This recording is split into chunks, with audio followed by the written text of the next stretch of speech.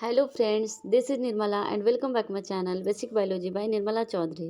Friends, आज हम करने वाले हैं ह्यूमन ब्लड से रिलेटेड क्वेश्चन आंसर, जो बहुत इंपॉर्टेंट क्वेश्चन आंसर है हर एक एग्जाम के लिए, है ना, जिसमें 50 से अधिक क्वेश्चन हैं। और यहाँ पे देख पा रहे होंगे फ्रेंड्स, ये जो क्वेश्चन है एसएससी सीजीएल, ठीक है, और साथ ही साथ सीएचएसएल, एमटीएस, जितने भी या फिर रेलवे एग्ज़ाम, जितने भी कॉम्पिटिटिव एग्ज़ाम होते हैं सारे के लिए ये इम्पोर्टेंट क्वेश्चन है। तो इसे बहुत केयरफुली बनाएं, ठीक है। तो चलिए स्टार्ट करते हैं आज का हमारा क्वेश्चन। सबसे पहला क्वेश्चन आपकी स्क्रीन पे, रक्त होता है। रक्त क्या होता है? ऑप्शन देखते हैं। एक संयोजी ऊतक, एक उपकलित ऊतक, ए और बी दोनों, इनमें से कोई नहीं। तो इसका आंसर होगा ऑप्शन नंबर ए। रक्त जो होता है, ब्लड जो होता है, एक कनेक्टिव टिश्यू होता है, ठीक है, संयोजी ऊतक होता है। जब हम ब्लड पढ़ा रहे थे उस टाइम भी बताए थे। तो यदि आप मेरा वो लेक्चर नहीं देखे हैं तो जल्दी से जाकर देखिए, ठीक है, ताकि आपको क्वेश्चन अच्छे से बने। देखिए, ये कब पूछा है? पीएससी प्री में पूछा हुआ है 2010 में। ओके, नेक्स्ट क्वेश्चन है यहाँ, रक्त शरीर में क्या कार्य करता है? ब्लड जो है क्या कार्य करता है, इसका फंक्शन क्या है? सारे शरीर में ऑक्सीजन पहुंचाता है, तरलता बनाता है, भोजन पाचक में सहायता करता है, खड़े होने में सहायता करता है। तो बहुत इजी क्वेश्चन है, आप इसको बना पा रहे होंगे फ्रेंड। इसका ऑप्शन नंबर ए होगा, क्योंकि O2 जो है, O2 और CO2 का जो ट्रांसपोर्टेशन होता है वो ब्लड करता है। ब्लड का जो हीमोग्लोबिन जो होता है, हीमोग्लोबिन, ठीक है, हीमोग्लोबिन का काम होता है कि ब्लड का जो O2 और CO2 है उसका ट्रांसपोर्टेशन करना, ठीक है। तो सारे शरीर में क्या करता है, ये ऑक्सीजन को पहुंचाता है सेल तक। हीमोग्लोबिन का यही सबसे मोस्ट इम्पॉर्टेंट वर्क होता है। तो आपको ये चीज़ समझ में आया। नेक्स्ट क्वेश्चन है, एक स्वस्थ व्यक्ति में लगभग कितना ब्लड होना चाहिए? तो ये भी सिंपल क्वेश्चन है, आप जानते होंगे। यहाँ 5 से 5.5 है, 4 से 4.5 है, 3 से 3.5 है, 6 से 6.5 है। इसका ऑप्शन नंबर ए होगा। 5 से 5.5 लीटर ब्लड होना चाहिए हर एक व्यक्ति में, एक स्वस्थ व्यक्ति में। ओके, क्वेश्चन नंबर 4, मानव रुधिर यानी ह्यूमन ब्लड का पीएच कितना होता है? पीएच, ठीक है, पीएच कितना होता है, ध्यान से समझिएगा। पीएच 7.2, 7.8, 6.6 और 7.4। तो इसका ऑप्शन नंबर डी होगा। 7.4 जो होता है ब्लड का पीएच मान होता है। एक चीज़ और याद रखिएगा फ्रेंड, 7.4 जो है आंसू का भी ब्लड होता है, आंसू का भी पीएच मान होता है आपका 7.4। ओके, इसका आंसू का भी, तो ब्लड और आंसू का एक ही है, याद रखिएगा। नेक्स्ट क्वेश्चन है हमारा क्वेश्चन नंबर 5, मनुष्य के खून का पीएच होता है कम अम्लीय, अधिक अम्लीय, कम क्षारीय, अधिक क्षारीय। आप जानते होंगे कि जो ह्यूमन का जो ब्लड होता है वो कम क्षारीय होता है, कम क्षारीय होता है। ऑप्शन नंबर सी आंसर ये, ठीक है, कम क्षारीय। नेक्स्ट क्वेश्चन है हमारा यहाँ, मानव रक्त, क्वेश्चन नंबर 6, मानव रक्त यदि अम्लीय हो जाए तो क्या होगा? सबसे फर्स्ट ऑप्शन नंबर है, हीमोग्लोबिन की ऑक्सीजन वहन क्षमता बढ़ जाएगी, हीमोग्लोबिन की ऑक्सीजन वहन क्षमता कम हो जाएगी। और नेक्स्ट ऑप्शन है आरबीसी गणना बढ़ जाएगी, आरबीसी गणना कम हो जाएगी। तो इसका ऑप्शन नंबर बी होगा, हीमोग्लोबिन की ऑक्सीजन वहन क्षमता कम हो जाएगी, ठीक है। यदि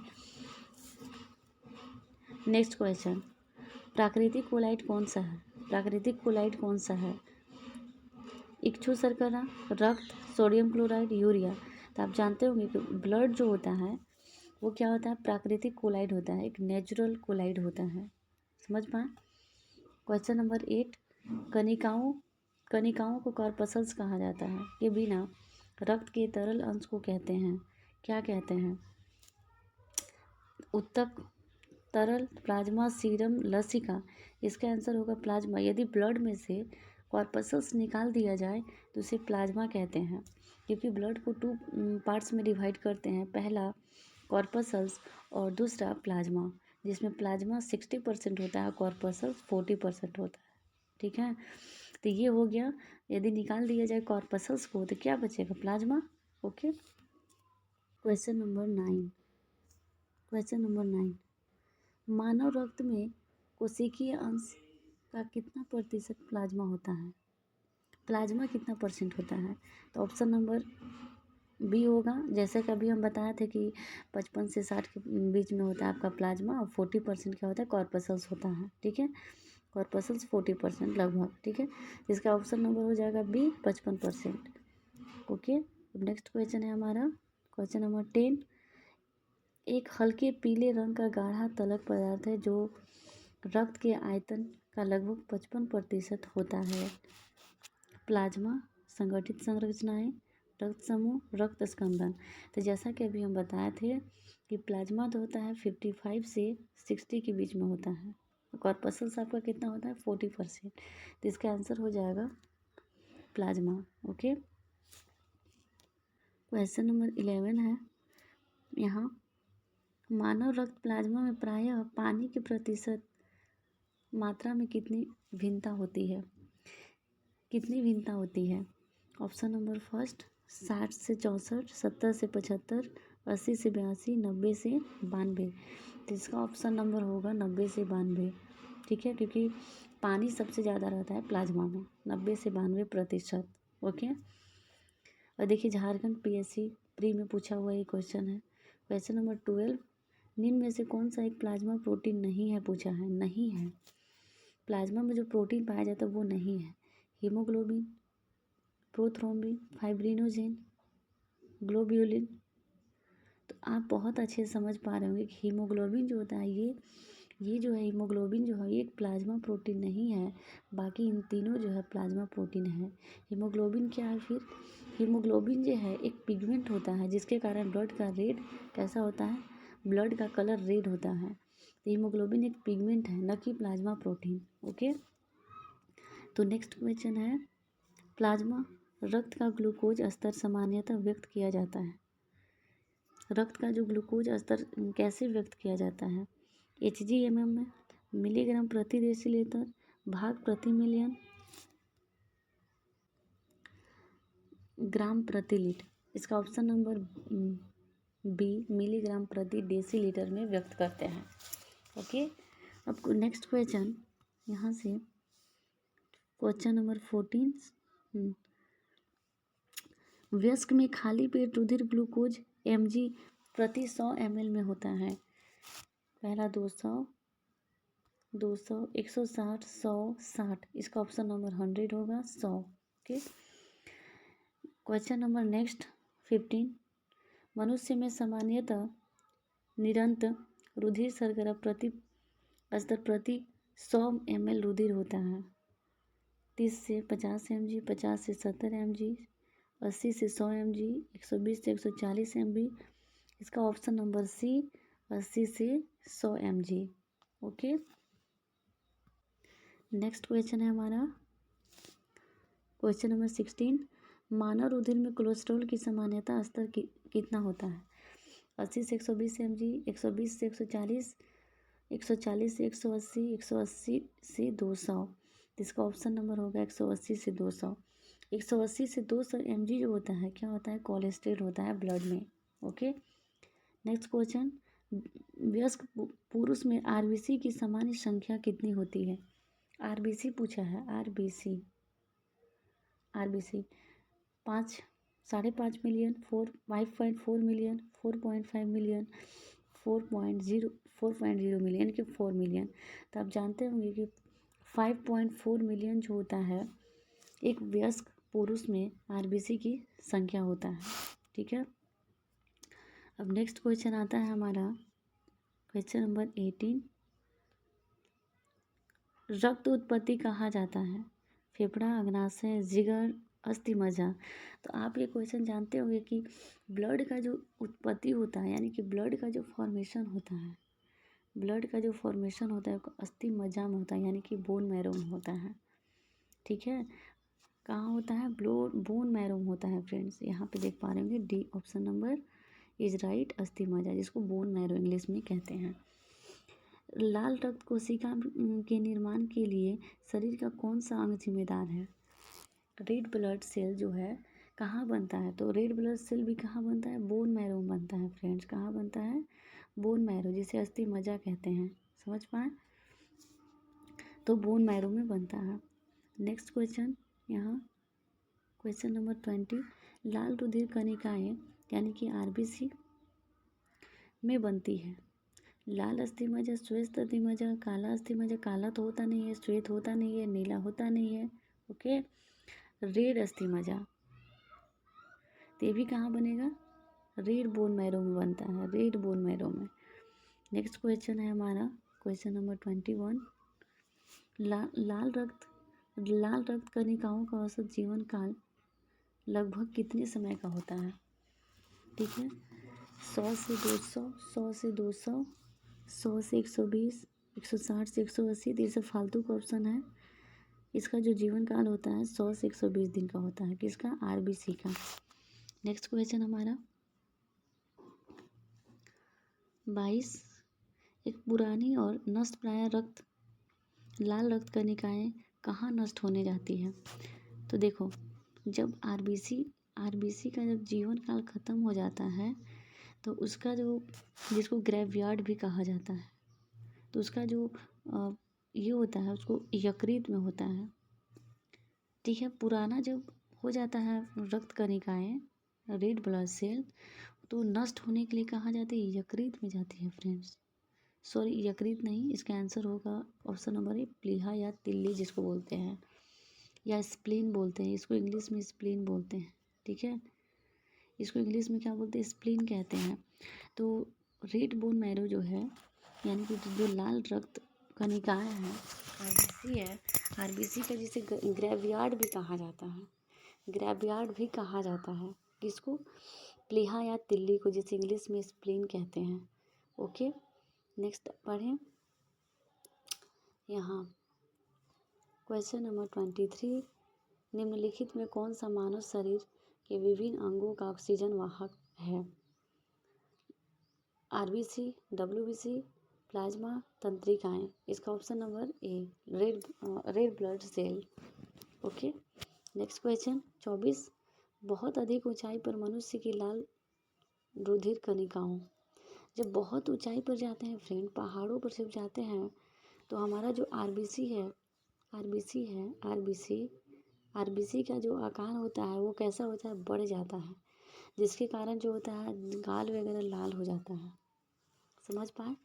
तो जब बहुत ऊंचाई पर जाते हैं, मतलब पहाड़ पर यदि जाते हैं, पहाड़ों पर ऐसे, और यहाँ जाकर यदि रहते हैं, ठीक है, तो यहाँ पर क्या होता है कि आरबीसी का आकार जो होता है वो बड़ा हो जाता है। ठीक है, और जिसके वजह से गाल वगैरह लाल हो जाते हैं। समझ पाए? नेक्स्ट क्वेश्चन है हमारा, रक्त में आरबीसी के बढ़ने से कौन सी स्थिति बन जाती है? जब ब्लड में जब आरबीसी बढ़ती है, option number first, anaemia, haemophilia, polycythaemia, leukaemia. Leukaemia को ब्लड कैंसर भी कहा जाता है। एनीमिया जो ब्लड के कमी के कारण होता है, हीमोग्लोबिन की कमी के कारण। ठीक है, हीमोफीलिया जिसमें ब्लड नहीं क्लॉट करता है। तो पॉलीसाइथेमिया डिजीज हो जाता है। आरबीसी की जब रक्त में आरबीसी बढ़ जाता है तो पॉलीसाइथेमिया हो जाता है, पॉलीसाइथेमिया हो जाता है। क्वेश्चन नंबर 26, एक स्थिति है जिसमें रक्त में लाल रक्त कोशिकाएं हीमोग्लोबिन की कमी हो जाती है, जैसे कि अभी हम बताएं, ऑप्शन नंबर सी, एनीमिया हो जाता है हीमोग्लोबिन की कमी से। मानव शरीर में रक्त की अपर्याप्त आपूर्ति को क्या कहते हैं? इसका ऑप्शन नंबर ए होगा, इस्कीमिया। ओके, क्वेश्चन नंबर 28, निम्नलिखित में किसको लाल रक्त कोशिकाओं की कब्रगाह या आरबीसी का कब्रिस्तान कहा जाता है? तो जैसे कि इसके पहले वाले क्वेश्चन में हम बताया था कि प्लीहा या तिल्ली को क्या कहा जाता है? ग्रेवयार्ड कहा जाता है। ठीक है, आरबीसी यहीं जाके इसका मतलब ये होता है, डिस्ट्रॉय होता है। क्वेश्चन नंबर 29, मानव शरीर का रक्त बैंक कहलाता है। ब्लड बैंक जो है, ब्लड बैंक प्लीहा या तिल्ली को कहा जाता है। ठीक है, ब्लड बैंक क्यों कहा जाता है? क्योंकि स्प्लीन में क्या होता है, क्योंकि प्लीहा या तिल्ली में ही क्या कर रहता है? ब्लड स्टोर रहता है, और वही जब इमरजेंसी जब होता है उस टाइम ब्लड क्या होता है, वो काम आता है। स्प्लीन में ब्लड स्टोर रहता है, इसलिए इसे ब्लड बैंक कहा जाता है। ठीक है, जैसे कोई आदमी गिर गया, ठीक है, एक्सीडेंट हो गया, उसका बहुत ज़्यादा ब्लड लॉस हो गया, गिर गया, ठीक है, तो उस स्थिति में जो है स्प्लीन का जो ब्लड है वही काम आता है। हमारे पूरे बॉडी को ब्लड चाहिए तो वो होता है ब्लड बैंक कहा जाता है स्प्लीन को। नेक्स्ट क्वेश्चन, WBC का बनना और RBC का विनाश कहाँ होता है? तो ये भी सेम ही क्वेश्चन है। प्लीहा या तिल्ली में इसका आंसर होगा, प्लीहा या तिल्ली में, ये answer option number B. Next question, लाल रक्त कणिकाओं यानी कि RBC का रंग में से किसकी उपस्थिति के कारण लाल होता है? तो जैसा कि हम अभी बताएं कि ब्लड का कलर रेड होता है due to presence of haemoglobin. Question number 32, haemoglobin का मुख्य घटक है श्वेत रक्त कोशिकाएं, लाल रक्त कोशिकाएं, प्लाज्मा, सभी विकल्प सही हैं। नहीं, हीमोग्लोबिन का जो मुख्य घटक होता है वो रेड ब्लड सेल होता है friends. Red blood cell RBC में हीमोग्लोबिन पाया जाता है, ठीक है, क्योंकि RBC ही एक ऐसा है जिसमें सेल नहीं पाया जाता, यानी कि ये इसमें जो होता है न्यूक्लियस भी नहीं पाया जाता है। इसमें सिर्फ क्या भरा रहता है, सिर्फ हीमोग्लोबिन भरा रहता है फ्रेंड, समझ पाए, सिर्फ हीमोग्लोबिन भरा रहता है किसमें, RBC में, है ना, ऐसे RBC का शेप होता है, इसमें सिर्फ और सिर्फ हीमोग्लोबिन भरा रहता है, ठीक है, समझ पाए। अब नेक्स्ट क्वेश्चन, हीमोग्लोबिन जो है, हीमोग्लोबिन क्या होता है? प्रोटीन, कार्बोहाइड्रेट, वसा, विटामिन, तो ये प्रोटीन होता है। हीमोग्लोबिन क्या होता है, एक प्रोटीन होता है, समझ पाए। अब नेक्स्ट क्वेश्चन, यहाँ से निम्न में से वर्णक प्रोटीन यानी कि क्रोमोप्रोटीन कौन सा है? Mucus, mucin, haemoglobin, peptone, vitellin, इसका option number B haemoglobin. Haemoglobin क्या है, हम जैसे कि बोले थे कि पिगमेंट प्रोटीन है, ये पिगमेंट जिसके वजह से ब्लड रेड होता है, ओके, समझ पाए। अब नेक्स्ट क्वेश्चन है, निम्न में से कौन सी हीमोग्लोबिन का एक प्राथमिक कार्य है? सबसे पहला कार्य क्या है? ऊर्जा का उपयोग करना, रक्त कल्पा होने से रोकना, बैक्टीरिया का विनाश करना, ऑक्सीजन का वहन करना, तो इसका ऑप्शन नंबर डी ऑक्सीजन का वहन करना। जैसे हम बताए थे कि ऑक्सीजन का ट्रांसपोर्टेशन कौन करता है, हीमोग्लोबिन करता है, ब्लड का हीमोग्लोबिन, ठीक है। आप रिस्पायरेशन चैप्टर में आप बहुत क्लियरली ये चीज़ समझे होंगे, ओके। नेक्स्ट हमारा क्वेश्चन है, निम्नलिखित में से कौन रक्त में ऑक्सीजन का अभिग्रहण करता है? ये भी सेम ही क्वेश्चन हो गया, हीमोग्लोबिन करता है, ठीक है। क्वेश्चन नंबर 13, रक्त धारा में ऑक्सीजन को ले जाने वाला प्रोटीन होता है, ये भी हीमोग्लोबिन होगा, क्योंकि ब्लड में हीमोग्लोबिन ही है जो ऑक्सीजन को जो है ट्रांसपोर्टेशन करता है, ऑक्सीजन को ले जाता है, समझ पाए। अब नेक्स्ट हमारा क्वेश्चन है 38, रक्त में हीमोग्लोबिन एक सम्मिश्रित प्रोटीन है जिसमें भरपूर मात्रा में पाया जाता है। आप जानते होंगे ब्लड में जो पाया जाता है आयरन पाया जाता है, क्या पाया जाता है फ्रेंड, आयरन, ठीक है। और जब यही आयरन की कमी हो जाता है तो एनीमिया बीमारी हो जाता है, एनीमिया डिजीज हो जाता है, ओके, समझ पाए इस चीज़। अब नेक्स्ट है हमारा, हीमोग्लोबिन और मायोग्लोबिन दोनों के निर्माण के लिए आवश्यक होते हैं, क्या? हीमोग्लोबिन कैसे बनता है? तो सबसे पहला बात, जैसा कि हम बताएं कि जब ब्लड में हीमोग्लोबिन की कमी हो जाता है तो आयरन बीमारी हो जाता है, तो हीमोग्लोबिन और दोनों के निर्माण के लिए क्या आवश्यक है, आयरन। यदि हम आयरन नहीं खाएंगे तो हमारा हीमोग्लोबिन नहीं बनेगा, ठीक है। हीमोग्लोबिन बनने का भी एक प्रोसेस है, आयरन के साथ वो मिलता है तभी हमारे बॉडी में हीमोग्लोबिन का फॉर्मेशन होता है, ठीक है। 40वां क्वेश्चन है हमारा, निम्नलिखित में कौन सी गैसें रक्त में ऑक्सीजन ले जाने में क्षमता होती है?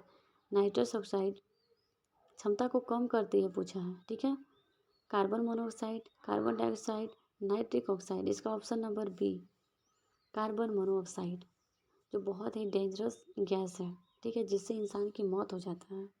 इसी के कारण जो है सफोकेशन होने लगता है, क्योंकि O2, चूँकि हमको O2 लेना है, ठीक है, O2 सांस लेना है, लेकिन गलती से कार्बन मोनोऑक्साइड चला गया तो वो ब्लड के साथ जो है अस्थायी अभिक्रिया करके क्या करता है, वो ऐसा अभिक्रिया कर लेता है कि वो छोड़ता नहीं है, जिसके कारण इंसान की मौत भी हो जाती है ना फ्रेंड, समझ पाए। निम्नलिखित में कौन सा वायु प्रदूषण ऑक्सीजन की अपेक्षा अधिक शीघ्रता से रक्त के हीमोग्लोबिन में घुल जाता है? कार्बन मोनोऑक्साइड, ठीक है, carbon dioxide, PAN, ozone. Okay, इसका option number C carbon monoxide. वो हीमोग्लोबिन के साथ जाकर के घुल जाता है, इसलिए इंसान की मौत हो जाता है फ्रेंड। समझ पाए, वो छोड़ता ही नहीं है। निम्न में किसकी ऑक्सीजन के सापेक्ष हीमोग्लोबिन से अधिकतम बंधुता है? Carbon monoxide, carbon dioxide, nitrogen, nitrous oxide. इसका ऑप्शन नंबर ए। क्योंकि हीमोग्लोबिन का कार्बन मोनोऑक्साइड के साथ नहीं पड़ता है, बहुत दोनों में दुश्मनी होता है। ठीक है, तो ये क्या करता है ना कि इसके साथ ऐसा बंध जाता है जिस कारण इंसान को बहुत सफोकेशन होता है, उसके लास्ट में मौत हो जाता है। 43 निम्नलिखित में कौन सा रक्त के हीमोग्लोबिन के साथ इरिवर्सिबल संश्लिष्ट बनाता है? Carbon dioxide, nitrogen gas, carbon monoxide. तो option number C carbon monoxide. Carbon monoxide irreversible जो है बनाता है। 44 हीमोग्लोबिन की निम्न में से किसके साथ उच्चतम समानता है? क्वेश्चन नंबर यहाँ SO2 CO2 CONO2। इसका option number C CO carbon monoxide. Okay. 45 मानव रक्त में कार्बन डाइऑक्साइड परिवहनित होती है कार्बोनिक अम्ल के रूप में, सोडियम कार्बोनेट के रूप में, सोडियम बाइकार्बोनेट के रूप में, पोटेशियम कार्बोनेट के रूप में। इसका option number C sodium bicarbonate के रूप में। ओके, नेक्स्ट क्वेश्चन 46 रक्त में अधिकांश CO2 ले जाया जाता है एरिथ्रोसाइट के भीतर प्लाज्मा में घुलकर कार्बोनिक एसिड के रूप में प्लाज्मा प्रोटीन के साथ। इसका option number C carbonic acid के रूप में ले जाया जाता है CO2 को। ठीक है, नेक्स्ट क्वेश्चन मानव शरीर में निम्नलिखित कौन सा भाग एक रक्त द्वारा शरीर के शेष भागों से लाई गई कार्बन डाइऑक्साइड के निष्कर्षण करता है? ठीक है, ट्रैकिया, लैरिंक्स, ब्रोंकाई, एल्वियोलाई। इसका ऑप्शन नंबर डी वायु। जो एल्वियोलाई होता है, जो हमारा जो जैसे अगर थोड़ा सा यहाँ पे समझा, ये हमारा हुआ ट्रैकिया, ऐसे ट्रैकिया आया। ठीक है, ट्रैकिया आगे जाकर दो भाग में डिवाइड हो गया, ब्रोनक्यूलस जिसको बोलते हैं, ब्रोनक्यूलस भी जाकर कई पार्ट में डिवाइड हो जाता है। इसके ऊपर होता है एल्वियोलाई। ठीक है, एल्वियोलाई समझ पाए। तो एल्वियोलाई कहाँ प्रेजेंट होता है, ये आपको समझ में माइंड में आया?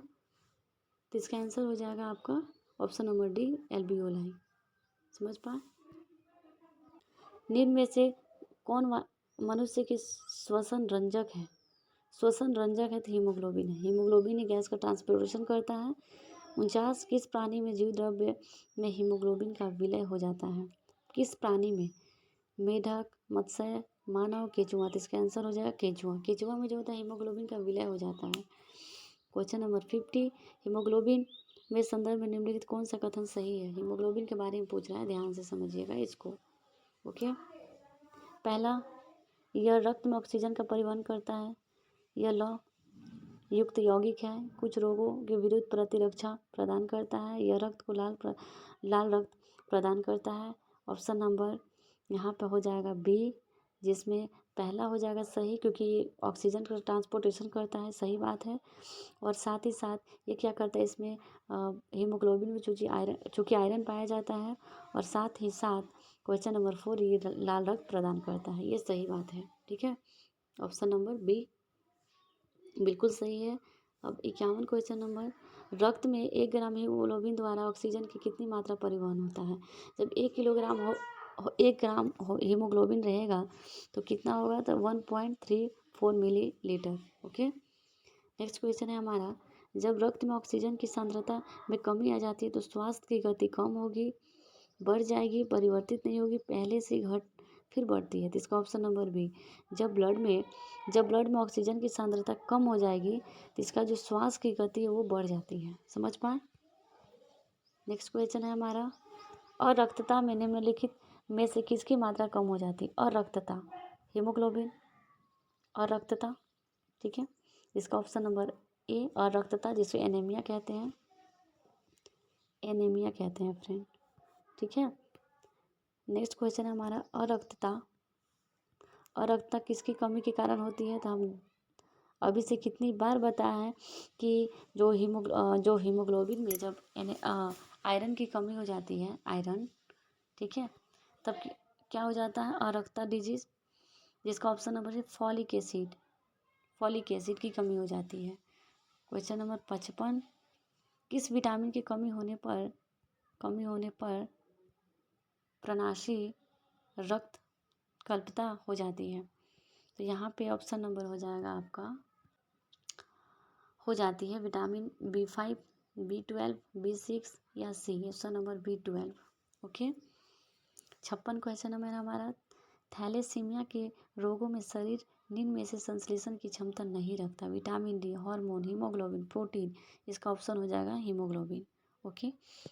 तो फ्रेंड्स आज इतना ही क्वेश्चन था, ठीक है, जो बहुत इंपॉर्टेंट क्वेश्चन है फ्रेंड, बहुत ज़्यादा इंपॉर्टेंट है। इसको ध्यान से समझिएगा, बनाइएगा, ठीक है। जहाँ नहीं समझ में वहाँ हमसे पूछिएगा, कमेंट कीजिएगा। तो कमेंट करके ज़रूर बताइएगा आपको हेल्प मिला कि नहीं मिला, ठीक है। तो आज के लिए बस इतना ही फ्रेंड्स। यदि मेरे चैनल को सब्सक्राइब नहीं किया है तो जल्दी सब्सक्राइब कर दीजिए, जिससे कि हम नेक्स्ट वीडियो बनाएं उसका नोटिफिकेशन आप तक पहुँचे, ठीक है। और बेल आइकन को ज़रूर प्रेस कर देना, ठीक है। बहुत इंपॉर्टेंट क्वेश्चन है ये सारा, हर एक एग्ज़ाम के लिए फ्रेंड्स। तो आप लोगों के लिए हम नया नया क्वेश्चन आंसर लाते रहेंगे, ठीक है, बायोलॉजी का। तो यदि आप बायोलॉजी पढ़ना चाहते हैं तो मेरे चैनल से पढ़ सकते हैं फ्री ऑफ कॉस्ट। ओके।